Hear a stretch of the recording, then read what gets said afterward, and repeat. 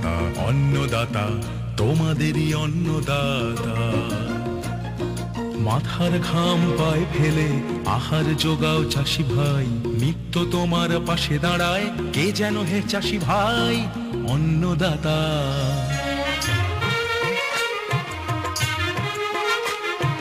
নবপ্রথায় চাষ করিয়া নতুন বীজের খোঁজা নিয়া অধিক ফসল ঘরে তুলতে সূচনা কে দেয় অন্নদাতা।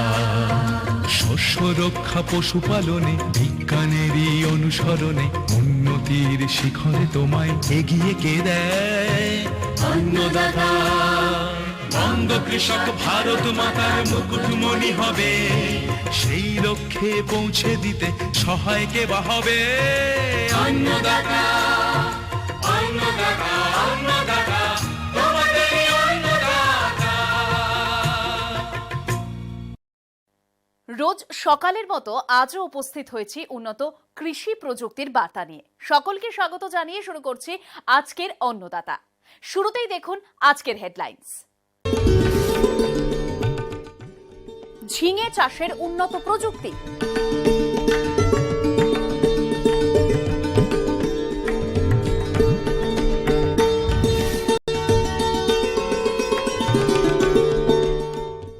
পিপিআর রোগের নিয়ন্ত্রণ।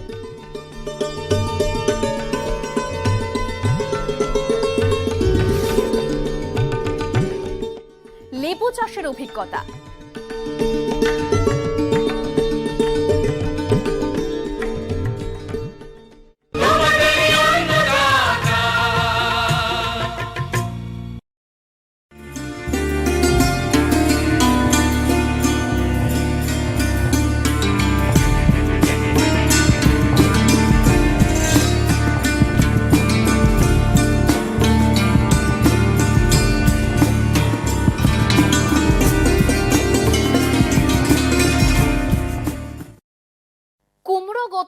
যেসব সবজিগুলো আমাদের রাজ্যে চাষ করা হয় তার মধ্যে ঝিঙে একটি খুব বেশি এলাকা জুড়ে মানে নিবিড়ভাবে এর চাষ করা হয় না। অল্প কয়েকজন চাষি এর চাষ করেন এবং বাজারে ভালোই চাহিদা দেখা যায়। মালদা জেলার বেশ কিছু ব্লকের প্রগতিশীল সবজি চাষিরা মোটামুটি ভাবে সঠিক প্রযুক্তি মেনে এই সবজিটির চাষ করেছেন। ঝিঙে চাষ করে লাভবান হতে গেলে উন্নত প্রযুক্তি অবলম্বন করা দরকার, আর সেই বিষয়ে বিস্তারিতভাবে জানালেন মালদা জেলার উদ্যান পালন অধিকর্তা সামন্ত লায়েক। উন্নত পদ্ধতিতে যদি হাইব্রিড জাতের ঝিঙে চাষ করেন, বেশ কিছু কিছু চাষি ভাই দেখছি হাইব্রিড ঝিঙে চাষ শুরু করেছেন এবং ঝিঙে অত্যন্ত একটা অর্থকরী ফসল। প্রায় 70-75 দিনের মধ্যেই এই ফসলটা উঠে যায় এবং খুবই পুষ্টিকর একটি ফসল। সেখানে যে বীজটা কেনা হয় সেই বীজটাকে আমাদের পরিশোধন করে নিতে হবে। যদি আমরা 1 লিটার জল নিই, তাতে যদি 2 গ্রাম কার্বেন্ডাজিম দিই, সেখানে বীজটিকে আমরা ওই জলে প্রায় 20 থেকে 30 মিনিট যদি রেখে এবং তুলে নেওয়ার পর আমরা ছায়াতে রেখে দিই, তারপরে শুকিয়ে যাবে। সেটা যদি আমরা রোপণ করি মানে বীজটাকে, তাহলে সেখান থেকে যে চারা বেরোবে সেটা সুস্থ সবল চারা হয়। তারপরে আমাদের জমি নির্বাচন করতে হয়। জমি নির্বাচনের ক্ষেত্রে যেহেতু সবজি জাতীয় ফসল এবং এটা গ্রীষ্মকালে হয় এবং বর্ষাকালে হয় এই সবজিটি, এই সময় যে চাষটি চাষি ভাইরা করবেন সেখানে জমিটা যেন উঁচু জমি হয়, রোদ পর্যাপ্ত পরিমাণে পায় এবং জল নিকাশি ব্যবস্থা যেন থাকে এবং দোআঁশ মাটি যদি হয় তাহলে খুব ভালো হয় এবং যার অম্লত্ব খুব একটা বেশি অ্যাসিডিক হবে না এবং প্রায় নিউট্রালের দিকে হবে। এবং আমরা যদি পর্যাপ্ত পরিমাণে জৈব সার দিই এবং জমিটাকে ঝুরঝুরে তৈরি করে নিই লাঙল চালিয়ে বা ট্রাক্টর চালিয়ে, শঙ্কর জাতের যে ঝিঙে সেখানে শুধু জৈব সার দিলেই হবে না। জৈব সার দিয়ে চাষ করলে জমির চরিত্র যেমন ঠিক থাকে, সঙ্গে যদি আমরা রাসায়নিক সার মিশ্রিত করে আমাদের প্রয়োগ করতে হবে, যেখানে আমাদের নাইট্রোজেন, ফসফরাস এবং পটাশ যদি আমরা 7.5 বিঘা ধরি মানে 1 হেক্টর ধরি, তাহলে সেখানে আমাদের 15 টন আমাদের জৈব সার লাগে যখন জমিটা তৈরি করা হয়। এবং সেখানে 30 কেজি নাইট্রোজেন, 30 কেজি ফসফরাস এবং 30 কেজি পটাশ এটা আমাদের জমি তৈরির সময় দিয়ে দিতে হয়।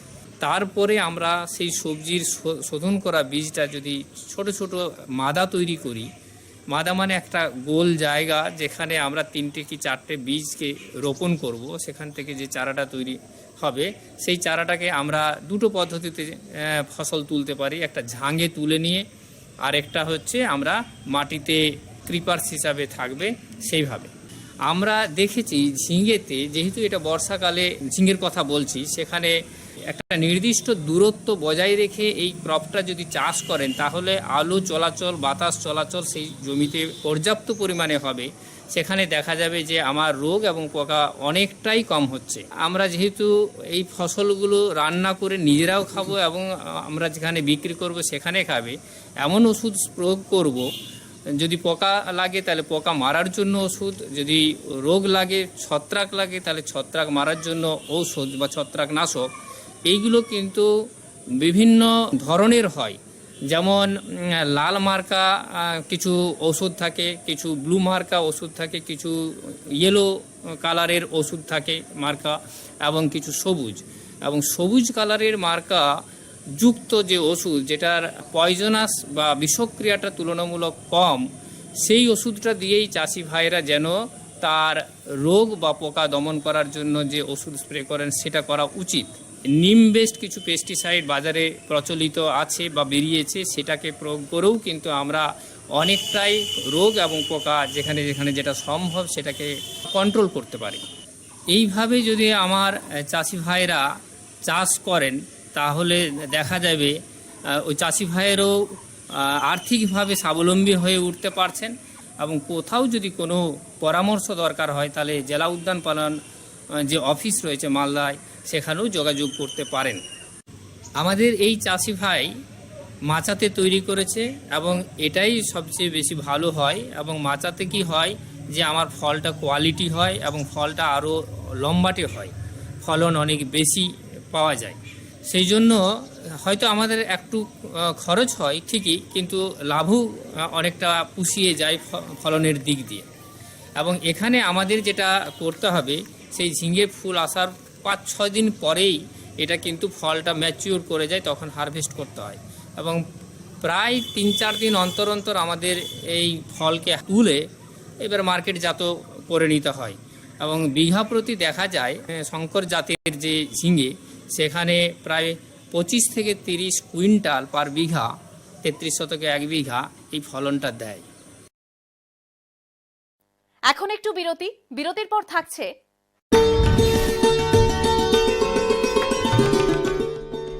লেবু চাষের অভিজ্ঞতা।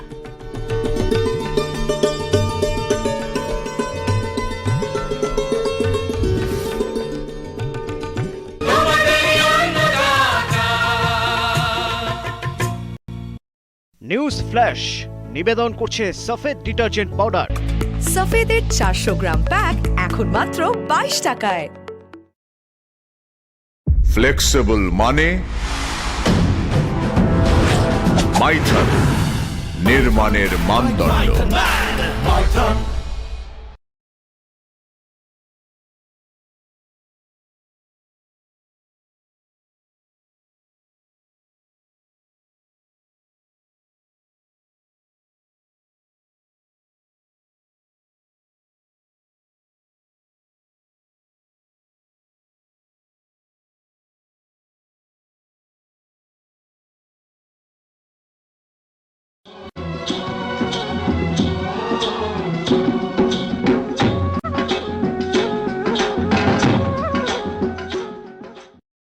বিরতির পর ফিরে এলাম অনুষ্ঠানে।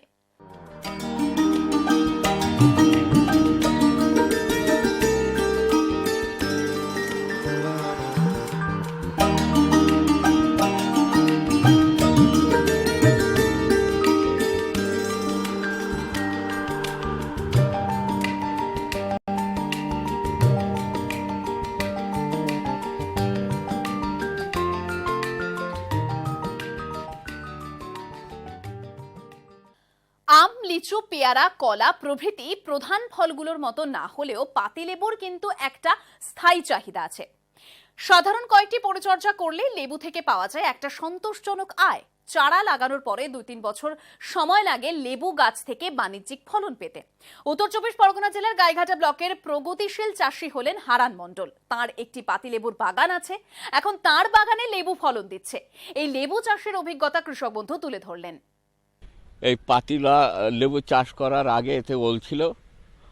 ওল থাকাকালীন সেই আষাঢ় মাসের লাস্টে আমি এই লেবুর চারা রোপণ করি। বিঘে ভুঁই 100টা পর্যন্ত বসে, কিন্তু আমি সেখানে 90টা বসানো হয়েছিল, কারণ একদিকে 8 হাত আর একদিকে 9 হাত এই মাপ দিয়ে চাষটা করেছিলাম। তারপরে ওল তোলার পরে জমি যখন ফাঁকা হয় তখন আমি ছোট হ্যান্ড ট্র্যাক্টর দিয়ে চাষ দিই। চাষ দিয়ে এতে গোবর সার, প্রত্যেকটা গাছের গোড়ায় 2 মুঠো করে রাসায়নিক সার দিয়েছিলাম, দিয়ে গোড়াটাও অল্প অল্প বাঁধিয়ে দিই। পরে এই জমিতে ঘাস ফাঁস হবে বলে এর সঙ্গে বিকল্প অন্য চাষও করি। তারপরে 3 মাস 4 মাস অন্তর সার দিই। রাসায়নিক সারও দেওয়া পড়ে, জৈব সারও দেওয়া পড়ে। সারের বস্তা 40 বস্তা 1 বিঘে জমিতে গোবর সার, কেঁচো সার, সেই সারটা দিয়ে গোড়া বাঁধিয়ে দিয়েছিলাম। বেশিরভাগ লেবু খেতে জৈব সার ব্যবহার করলে রোগ জীবাণু কম লাগে এবং ফসলটাও ভালো হয়। 3 বছরের মাথায় ফলন আসতো, 2-1টা ফলন। পূর্ণ ফলন আমার 5 বছরের মাথায় আসলো। এখন 7 বছরে পড়েছে পূর্ণ ফলন। 1 বিঘে জমিতে মিনিমাম এখন 1 লাখ লেবু হয়। এই লেবু এবছর আমি 2 বিঘে জমি 1 লাখ টাকা বিক্রি করেছি। যেহেতু লেবুর দামটা এবার চড়া ছিল, দামটাও ভালো দিয়েছে। এমনি খুচরো বিক্রি হয়েছে হাটে 120-30 টাকা। যদি আমি নিজে হাতে কেটে বেচতাম এর থেকে বেশি লাভ হতো এবছর। অন্য বারের তুলনায় এবার লাভ হয়েছে বেশি। লেবু ওঠার পরে যে ডালগুলো শুকিয়ে যায় বা লেবুর চাপে একটু ভেঙে যায়, সেই ডালগুলো আমরা পরিষ্কার করি। বর্ষার সময় লেবু গাছের তেল দেওয়া হয়, কারণ কচি পাতা বর্ষার সময় ছাড়ে। সেই সময় যদি লেবুর পাতায় তেল দেওয়া যায়, পোকা উপদ্রব কম হয়। ব্লু কভার বা ব্লাইটক্স ব্যবহার করি। লেবুর ডাল পরিষ্কার করার পরে আমরা ব্লু কভার দিই। তারপরে আমরা এতে জমিতে খোল দিই, বিঘে ভুঁই 2 বস্তা করে খোল দিই, এবং রাসায়নিক সার 14-35 এই সারটা দেবো। 10-26 সব থেকে ভালো হয়। বিঘে ভুঁই 2 বস্তা করে দিলে ভালো হয়। এই একবারই 10-26 লাগে। আর ফুল জালি বা ফল ধারণ করার পরে অল্প রাসায়নিক সার দিলে হয়ে যায়। এতে মূল লক্ষ্য থাকবে গোবর সার, না হলে খোল ব্যবহার করলে লেবুর ফলন ভালো হয়, কালার ভালো হয়, সব দিক থেকে উপকার হয়। লেবু একটা অর্থকরী ফসল। ফলন ওঠার পরে একবার রাসায়নিক সার ব্যবহার করি জৈব সারের সঙ্গে, আর একবার লেবু যখন ফুল ফল আসে, ফল ধারণ করার পরে একটু রাসায়নিক সার ব্যবহার করি। তাছাড়া আর রাসায়নিক সার ব্যবহার করি না, কারণ লেবুতে দাগ আসতে পারে রাসায়নিক সার ব্যবহার করার ফলে। শীতকালে দিতে হয় জলসেচ। বর্ষার সময় তো জলসেচ লাগে না, কিন্তু শীতের সময় ফাল্গুন চৈত্র মাসে জলসেচ ব্যবহার করতে হয়। তাতে দেখা যায় বছরে সেচ দিতে হয় অন্তত 4 থেকে 5টা। লেবু গাছের সমস্যা আছে, পাতা কুঁকড়ে যায়। এই পাতা কুঁকড়ে যায় এক ধরনের পোকা। এই পোকার থেকে রক্ষা পাওয়ার জন্য আমরা বিষ প্রয়োগ করি, 35 স্তরটা ব্যবহার করি। যদি না যায় তখন আমরা কৃষি দপ্তরে যোগাযোগ, তারা এসে দেখে ওষুধ বলে, সেইভাবে আমরা ব্যবহার করি। আর একটা জিনিস আছে লেবু গাছে, ওই আটা ঝরে। আটা ঝরলে আমরা যদি কৃষি দপ্তর থেকে পরামর্শ নিয়ে আমরা বলেছিল ব্লাইটক্স, বর্ষাকালে ব্লাইটক্স দেওয়া লেবুর ডালে, তাহলে ওই আঠা পড়া রোগটা নির্মূল হবে। ডাল ছাঁটি যেগুলো নিচের ডাল, সেগুলো মাটিতে যাতে গড়াগড়ি খায়, নিচে চলাফেরা যায় না, নিচের ডালগুলো আমরা এর জন্য ছাড়তে বাধ্য হই। এই লেবু ফলন 2 বার হয়। একবার চৈত্র বৈশাখ মাসে ফলনটাও বেশি হয়, আর ভাদ্র আশ্বিন মাসে একটা ফলন পাওয়া যায়, সেই ফলনটা কম হয়, তার বলে দোফালা। যখন পূর্ণ বয়স, লেবু গাছের পূর্ণ বয়স বলতে মোটামুটি 7 থেকে 8 বছর। একটা লেবু গাছ মিনিমাম আমাদের পাশের ক্ষেত 40 বছর চলছে, এখন 7-8 বছর বয়স। এই গাছে এখন পূর্ণ বয়স বলতে পারি। এখন বিঘেতে আমার 1 লাখ লেবু হয়। গড় 900 থেকে 1000 লেবু ফলে এখন পার গাছে।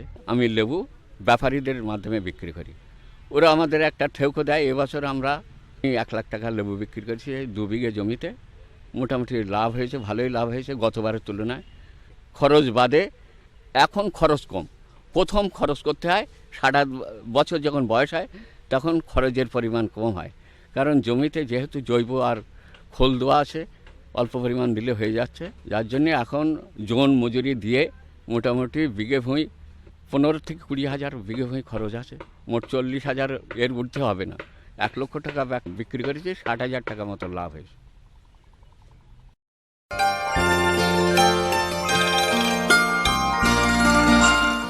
এবারে দেখুন অন্নদাতা হেল্পলাইন। দর্শকেরা আমাদের কাছে বিভিন্নভাবে যে প্রশ্ন করে থাকেন তার উত্তর নিয়েই সাজানো হলো অন্নদাতা হেল্পলাইন। উত্তর 24 পরগনা জেলার বারাসাত থেকে হারাধন বিশ্বাস আমাদের দপ্তরে ফোন করেছেন। তিনি গত বছর গাজর চাষ করেছিলেন, কিন্তু তেমন একটা ভালো ফলন পাননি। তিনি এর বিজ্ঞানসম্মত চাষ পদ্ধতির বিষয়ে জানতে চেয়েছেন। উর্বর জল নিকাশি এবং সেচের ব্যবস্থাযুক্ত দোআঁশ বা বেলে দোআঁশ মাটিতে গাজর চাষ করতে হবে। প্রথমে বেছে নিতে হবে এর সেই সব জাতগুলোকে যেগুলো বেশি ফলন দেয়। সেই জাতগুলো হলো পুষা কেশর, পুষা মেঘালি, ন্যান্টিস, গোল্ডেন হার্ট, চিন্তানি, কোরলেস ইত্যাদি। আমাদের রাজ্যে দক্ষিণবঙ্গের সমতলে সেপ্টেম্বর থেকে ডিসেম্বর মাস পর্যন্ত এর বীজ বোনা যেতে পারে। এখানে বলা দরকার, গাজরের ফলন তাড়াতাড়ি তুলতে পারলে চাষি বাজার দর বেশি পেয়ে থাকেন। চাষের শুরুতেই মাটি ভালোভাবে কর্ষণ করে ঝুরঝুরে করে নিতে হবে। এই সময় প্রতি বিঘা জমিতে 10 থেকে 15 কুইন্টাল গোবর সার বা খামারজাত সার প্রয়োগ করতে হবে। তারপরে জমিটিকে সমতল করে নিতে হবে। এরপরে মূল সার হিসাবে 33 শতকের প্রতি বিঘায় 4 কেজি নাইট্রোজেন, 4 কেজি ফসফেট এবং 8 কেজি পটাশ প্রয়োগ করতে হবে। প্রতি বিঘা জমিতে চাষের জন্য 1 কেজি বীজ লাগবে। বীজ বোনার আগে বীজ শোধন করে নিতে হবে। সাধারণভাবে চাষিরা গাজরের বীজ ছিটিয়ে বুনে থাকেন, কিন্তু পরিচর্যা সুবিধার জন্য এবং প্রতি একক এলাকায় সঠিক সংখ্যায় গাছ রাখার জন্য সারিতে বীজ বোনাই ভালো। সেক্ষেত্রে 25 থেকে 30 সেন্টিমিটার দূরত্বের সারিতে 10 সেন্টিমিটার অন্তর বীজ বুনতে হবে। বীজ বোনার 3 সপ্তাহ পরে আগাছা নিয়ন্ত্রণ করতে হবে। আগাছার উপদ্রব বেশি হলে প্রয়োজনে দ্বিতীয়বার নিড়ানি দিতে হবে। 3 সপ্তাহ এবং 6 সপ্তাহ পরে বিঘা প্রতি 2 কেজি হারে নাইট্রোজেন চাপান দিতে হবে। মাটির রসের পরিমাণ বুঝে 2 থেকে 3 বার সেচ দিতে হবে। সাধারণভাবে 80 থেকে 95 দিনের মধ্যে ফলন তোলা যায়। প্রতি বিঘায় 50 কুইন্টাল বা তার চেয়ে বেশি ফলন পাওয়া যায়। এখন আবার বিরতির পর থাকছে পিপিআর রোগের নিয়ন্ত্রণ।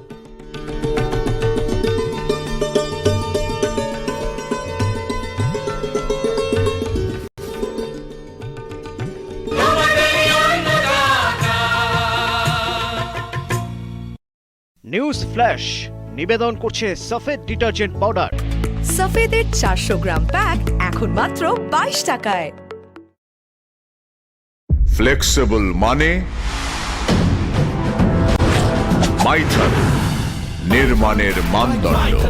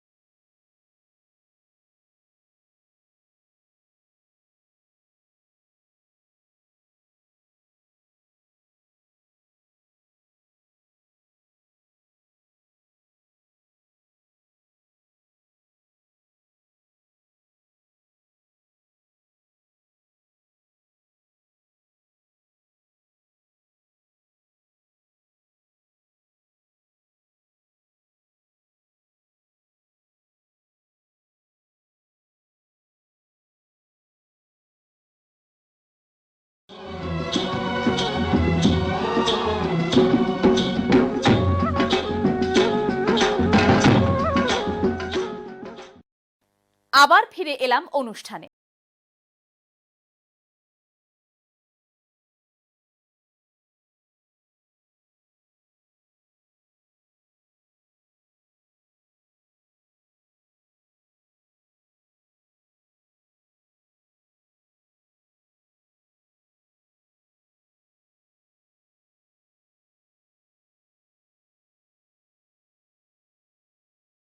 ছাগলের দেহে যেসব রোগের উপদ্রব দেখা যায় তার মধ্যে পিপিআর একটি। এই রোগটি সংক্রামক এবং ভাইরাস ঘটিত। কোনো একটি খামারে এই রোগের উপদ্রব দেখা গেলে খুব দ্রুত তা ছড়িয়ে পড়ে। এর ফলে খামারে মরক দেখা দিতে পারে। পিপিআর রোগের সুসংহত নিয়ন্ত্রণ কৌশল সম্পর্কে জানালেন নদিয়া জেলার কৃষ্ণনগর 1 নম্বর ব্লকের প্রাণী বিশেষজ্ঞ ডক্টর রতন কুমার কুণ্ডু। ছাগল পালনের ক্ষেত্রে আমাদের এই মুহূর্তে ভারতবর্ষ তথা পশ্চিমবঙ্গের সবচেয়ে বড় যে সমস্যাটা হলো এদের ছাগলের পিপিআর রোগ। পিপিআর কথাটা পুরো অর্থ হচ্ছে পেস্টিডিপেটিস রুমিনেন্ট। এটা একটা ভাইরাস ঘটিত রোগ এবং এই রোগে প্রচুর ছাগল প্রতি বছর মারা যায়। সুতরাং এই রোগটাকে নির্মূল না করলে আপনার ছাগল পালকদের ক্ষেত্রে প্রতি বছর প্রচুর পরিমাণে ছাগল মারা যেতে পারে। এই রোগের উপসর্গের মধ্যে আমরা যেটা লক্ষ্য করি যে ছাগলের প্রচুর টেম্পারেচার বেড়ে যায় এবং 106-107 ডিগ্রি ফারেনহাইট পর্যন্ত টেম্পারেচার ওঠে। এর পাশাপাশি ডায়রিয়া হয়, প্রবলভাবে পাতলা পায়খানা করে এবং পায়খানার মধ্যে একটা দুর্গন্ধ থাকে, প্রচণ্ড সর্দি লাগে, ছাগল কাশতে থাকে এবং তাদের শরীরের প্রতিরোধ ক্ষমতা কমে যায়। যেহেতু ভাইরাস ঘটিত রোগ, প্রতিরোধ ক্ষমতাটাও প্রচুর পরিমাণে কমে যায়। এই রোগের প্রতিকারের জন্য আমরা যেটা করি সেটা হচ্ছে যে খামারের মধ্যে ছাগলগুলোকে রাখবেন সেই খামারটা যেন পরিষ্কার পরিচ্ছন্ন থাকে, আলো বাতাস চলাচল করে। রাতের বেলায় যখন ছাগলগুলো তার খামারে থাকবে তখন যেন কনজেস্টেড এলাকা যদি না হয়। ঘরের যে হাইজিনটাকে পরিষ্কার পরিচ্ছন্ন করা, নিয়মিত ব্লিচিং দিয়ে বা চুন দিয়ে ঘরটাকে পরিষ্কার করা, এইগুলো একটু করতে হবে। আর টিকাকরণটা হচ্ছে মূল জায়গায় এই রোগটাকে কন্ট্রোল করার জন্য। এবং আমাদের পিপিআর কন্ট্রোল প্রোগ্রাম, এটা আমাদের রাষ্ট্রীয়ভাবে এই প্রোগ্রাম নেওয়া হয়েছে। আমরা সারা বছর ধরেই পিপিআর রোগের টিকাকরণটা করি, বছরে একবার করে।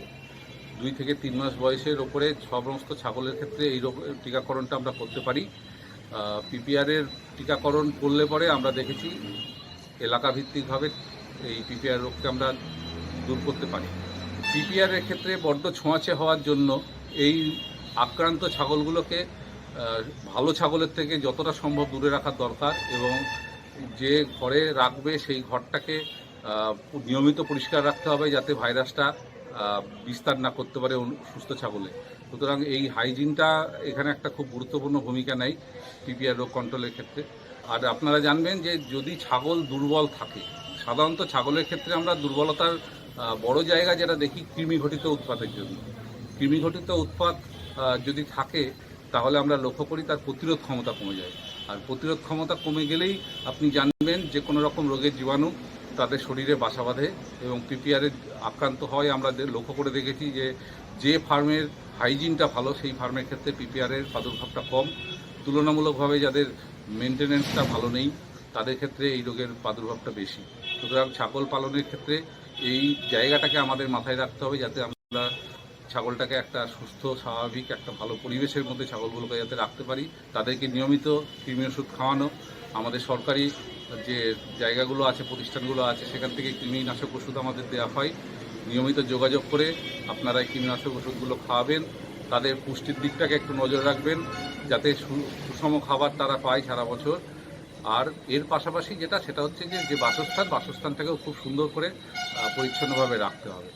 যে আমাদের যে বাংলার ছাগল পৃথিবীর মধ্যে সেরা ছাগল, বাংলার ছাগলের জায়গায় এখন আমাদের রাজ্যে লক্ষ্য করছি আমরা অন্য জাতের ছাগল এই এলাকায় ঢুকে যাচ্ছে এবং এই এলাকার আবহাওয়ার সঙ্গে তারা সেইভাবে মানাতে পারে না। ফলে কি হয়, যখনই মানাতে পারে না তখনই বিভিন্ন রকম রোগের প্রাদুর্ভাব চলে আসে। এবং পিপিআরের ক্ষেত্রে আমরা লক্ষ্য করেছি আমাদের দেশি ছাগলের তুলনায় এই বাইরের অন্য জাতের ছাগলের মধ্যে এই রোগের প্রাদুর্ভাবটা অনেক বেশি হয়। তাই আমাদের বাংলার ছাগল যেটা পৃথিবীর মধ্যে সেরা ছাগল সেইটাকেও সংরক্ষণ করার পাশাপাশি দরকার ভালো জাতের ছাগল পালনের ক্ষেত্রে। এবং ছাগল পালনের ক্ষেত্রে যেটা সুবিধার জায়গা হলো যে ছাগলের মাংসের চাহিদা কোনোদিনই কমে না এবং দামও কোনোদিনই কমে না। আপনারা লক্ষ্য করে থাকবেন যে ব্রয়লার ফার্মের ক্ষেত্রে ব্রয়লারের মাংস বছরে বিভিন্ন সময় বিভিন্ন দামে বিক্রি হয়, আপ ডাউন করে, কিন্তু ছাগলের মাংসের কখনোই এই নামার গতিটা থাকে না, সবসময় ঊর্ধ্বগতিই থাকে। সুতরাং ছাগল পালন খুবই লাভজনক ব্যবসা যদি আমরা সঠিকভাবে করতে পারি। নিয়মিতভাবে কৃমিনাশক ওষুধ এবং টিকাকরণ, মেনলি আপনার পিপিআর রোগের টিকা যদি আমরা দিই তাহলে আমরা অনেকটাই ছাগলগুলোকে রক্ষা করতে পারবো। এই অনুষ্ঠানটি আপনাদের কেমন লাগছে? আপনারা আর কি কি দেখতে চান অন্নদাতা অনুষ্ঠানে জানিয়ে চিঠি লিখুন। আমাদের ঠিকানা Annadata, news 18 Bangla, Godrej water side, tower 1, Salt Lake, sector 5, Kolkata 91। অনুষ্ঠানটি আজকের মতো এখানেই শেষ করছি। আবার দেখা হবে কাল সকালে। নমস্কার।